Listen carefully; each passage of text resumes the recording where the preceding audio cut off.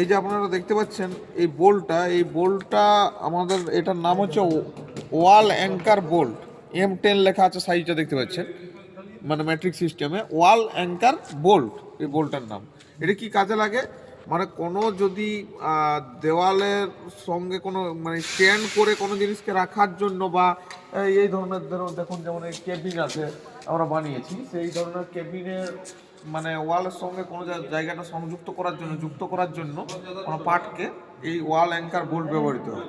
ঠিক আছে, এখানে আমরা এখন একটা কাজ করছি এইগুলোকে রাখার জন্য, এই হাইড্রোলিক নিউমেটিক ট্রেনার কিটগুলো রাখার জন্য এগুলো করছি। তো দেখতে পাচ্ছেন